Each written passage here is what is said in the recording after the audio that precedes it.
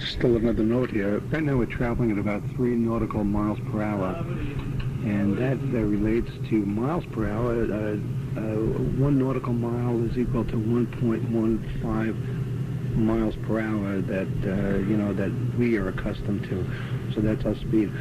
Now we'll wait for Matt's announcement. The ship's top speed is about 14 nautical miles per hour, 14 knots per hour. That is the top speed of this wonderful little red ship, the Explorer. Bransfield Strait.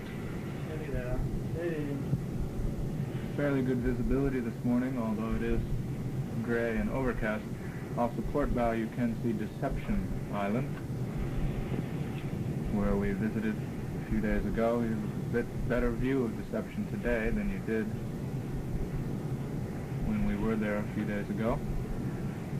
And we are still making our way north towards King George Island. We have been slowed considerably by this ice. We will not be arriving this morning, but we will keep you posted as to the more exact time of our arrival. It's a chilly morning, just about 0, freezing point, 32 Fahrenheit. And we've seen a fair number of Adelie penguins out on the ice floes today. Snow petrels around. Anybody who'd like to do some birding, Megan will be standing by on Bridge Wing. So come up if you'd like to look for snow petrels. Breakfast will be served for another half an hour. And at 9:15, Wally will be in the lecture hall with Endurance. Enjoy your morning. Here we are again on the 17th of November. It's a Thursday. It's about 5 o'clock right now. We're looking straight ahead. We're on the port side of the ship. And again, if you're looking to the front, it's to the left side. We're looking at the base right now, the Brazilian base, Comandante Ferraz, Antarctic Research Base. Let's look left to right. We see a couple of small shacks. They look like utility shacks. Then a larger one, and then a radio antenna and various antennas. Moving along now. It's probably about maybe 100 yards up from the shore. Closer to the shore is a small, I don't know what sort of a shack that is, can't tell. It's all green. All these shacks are now I'm describing as green. And then moving along to our right, we see a long, a long building. It looks like one building. It looks like it's probably about maybe about a block long. An average maybe city block, a block and a half long. Many antennas, a radar scope up there. A Zodiac is landing now. There are a couple of small boats, small vessels, and then moving ahead. All this is green again. A couple of open doors, people walking on the beach, people from the Zodiac, from our ship. Then moving along to the right, there's a Zodiac to our left coming off our ship now, and it's being dropped into the water. And then there are a couple of orange, look like little utility shacks. Well, I don't know what goes on in there, some sort of equipment perhaps. Then moving along a little green shack, take a little green shack. It looks like it may have electrical. I see what may be an electrical hazard sign. And then the radio tower, and then another long orange building. Then an old shack, looks like a barn, not painted, perhaps not in use. Then looking straight out, still on the port side, but then straight out, looking right, and sweeping across. Okay, we're looking. Okay, right now, if we're looking we're looking straight out from the port side, the left side of the ship, and looking to our right, coming across, is the cargo ship. It says 844. I guess that's a Brazilian ship. They brought the cargo out.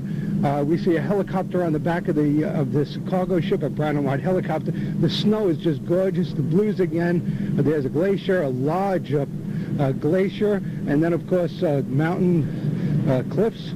And so that's what we're looking at. We're getting ready to go aboard, and then of course we'll see you on shore, and then hopefully we'll do a tour of the base. It's the Comandante Ferraz Brazilian Antarctic Research Base. And so that said, let's move along sprightly. Cut tape right here.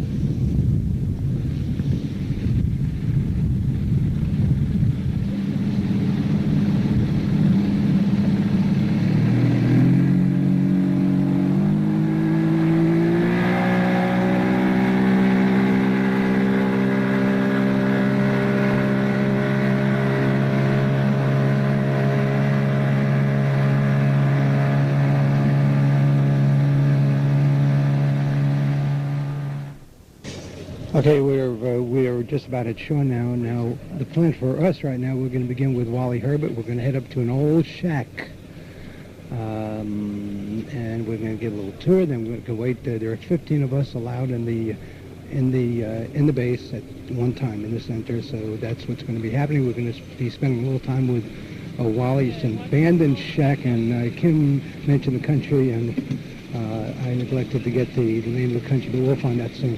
We're coming through a little ice over here, a little choppy ice, and we have, listen to us land. Here we go, we've landed. We're on the shore, and here's life, human life, for the first time, other than people we know. Now, what I saw from shore was from the boat was the shack with the red for explosive, but it says no fuma. You can't smoke over there. They're clearing snow here. This is Brazilian, and I noticed the Brazilian flag on our host jacket, and they won the World Cup, and I'm wearing my New York Ranger World Championship Stanley Cup cap, so a couple of champions here on shore. Cut tape. We're listening to some Brazilian now, I guess. Oh, we're going to be moving along. I think I put some of that. Here we are.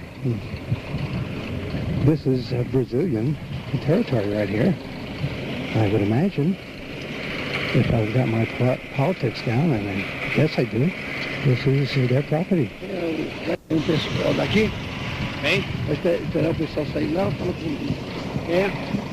Anybody understand Brazilian? Okay. There's a caterpillar here, pushing snow around. The scenery is gorgeous here, folks, just beautiful. Especially when you go into the station, it's very slippery ice. You go Colleen from the gift shop is saying to be very careful when you go into the station through the entrance. It's icy, you can slip, so be very careful. This is not that hospitable here. It's like a little town, a green and orange town. A little noisy, huh?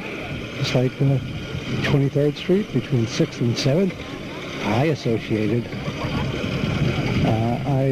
At this point, let me just mention Pete Solomita and Michelle and Michael and a whole bunch over there.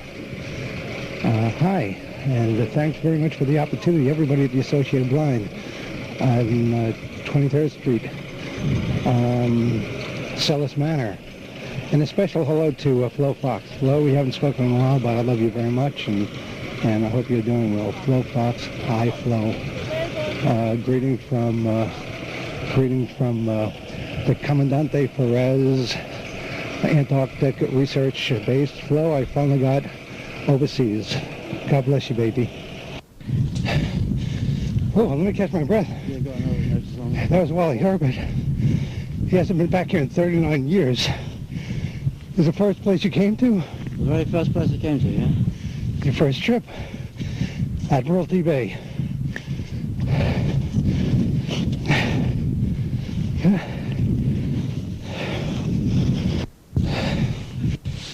It's pretty derelict now, isn't it?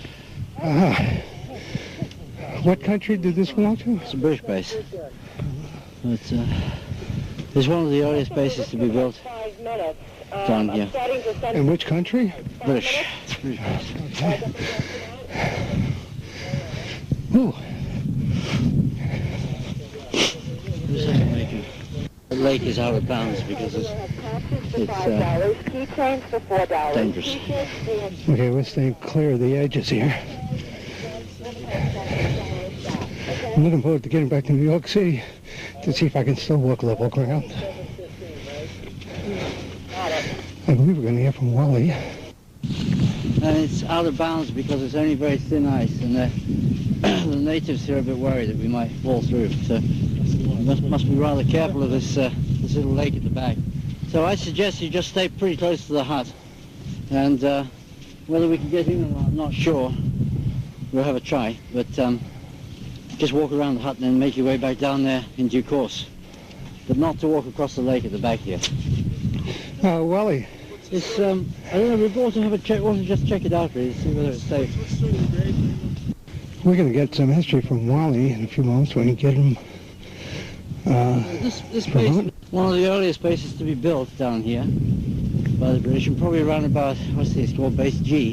It must have been around about 1952 or something like that. It was the very first place that I ever saw when I arrived here. We came across Strait Passage and anchored just off where the ship is at the moment, and looked out, and this is what we saw. So that was, for me, my initiation. I remember climbing that hill up there. I think it's called Flagstaff Hill. Way up, straight ahead. And all these keen young men, the very first thing they wanted to do was climb a hill. So take some of the steam out of us. There are 5 crosses, Wally. The 5 crosses? There are various people that have died here at the British bases over the years, but it's over quite a long period of time, going right back to about 1950, 1952, something like that, when it was first built. And they bury them right here? Yeah, I don't know when the place was abandoned. Uh-huh. It's been a while. But quite a while ago, I It's been think. quite a while. By mistake. Looking at 5 wooden crosses, 1 small one, and I'm not sure they're all crosses. I know 1, 2, 3 are. We'll have to get a better look. They're up the hill behind the station, and these folks are buried here. And we'll try to get some more information on them later on. And so that pile of gravel that you see across the water there has been deposited as the glaciers melted back to that point, and that's why they've got graves here. Whenever you see graves in an area like this, you're likely to be on moraine, because that's a place you can dig in instead of being bedrock. So graves usually mean moraine, and you can see this junk, which is all sorts of different kind of volcanic materials that have been brought from all over the island. So it's not just from that hill and these other little peaks around here, but it's glacial material that's been brought from clear back up on the glaciers, clear here, and then as the glacier melted, it dumped all the gravel that it had been carrying and left these ridges here on the sides of the glaciers.